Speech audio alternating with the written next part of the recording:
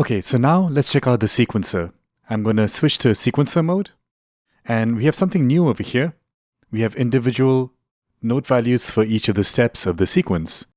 You can lengthen the overall step sequencer. Maximum is 16. Let's leave it at 12. I'm going to change the note values for each step. Though we can also select a particular scale. We can even click here and choose a custom scale. I'm just going to go with Lydian here. Alright, so as long as I hold down one note, you're going to hear this particular pattern play.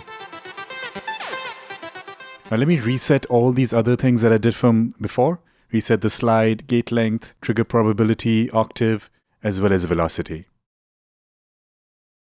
So now the only thing we're going to hear is this particular pitch sequence. Pretty cool. We can transpose the entire pattern. Let's say up an octave.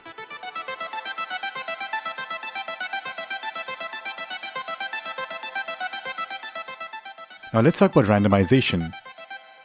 Now I can go in here and change up the octave, trigger probability, and all these different parameters, but randomization can be also kind of fun.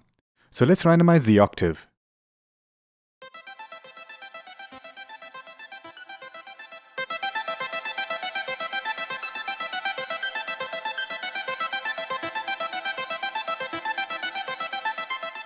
Now right now randomization is auto-regenerating at every half bar. This might be off by default, so when you set your randomization amount here, you may not hear any change.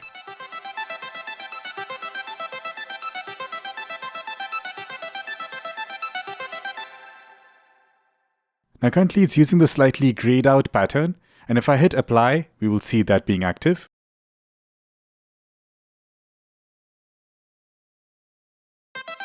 But again, as long as I'm holding down a note, there's not going to be any randomization. We need to hit this regen button, and now we have a new pattern. So every time I hit that regen button, I get a new pattern. So that's why auto regen might be helpful. So let's say every bar, it automatically regenerates and creates a new randomization pattern. Now that's for octave. Let's do the same for trigger probability, maybe gate length a bit, a little bit of slide as well. So very quickly we have this very dynamic and alive sequencer pattern. You can lock certain steps so the randomization doesn't affect those particular steps.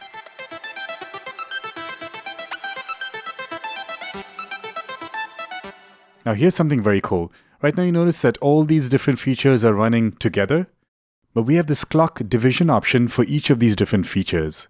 So for example, let's say I want the octave shifting to happen at half the rate of everything else.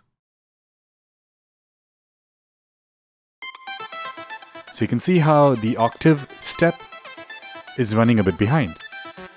More precisely, it's running at half the rate. Let's say trigger probability, maybe a third. So for every 3 steps, we'll get 1 step on trigger probability.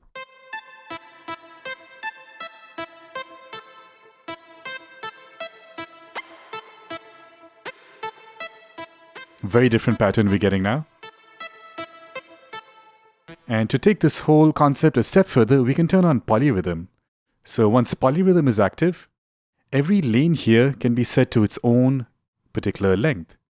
So let's say my velocity is only going to have 7 steps, maybe octaves just 11, trigger probability just 6, gate length just 4, and slide just 3.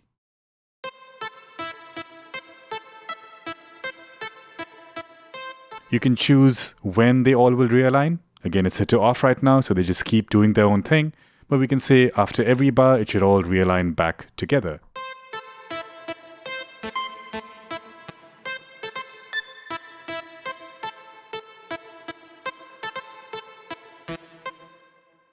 So a very, very complex sequencer you have built in Pigments. Alright, so with that we've come to the end of this course. at least the part where we're taking a look at all the different functionality of the particular synth. In the next and last tutorial, we'll do a quick sound design example and create an evolving pad sound.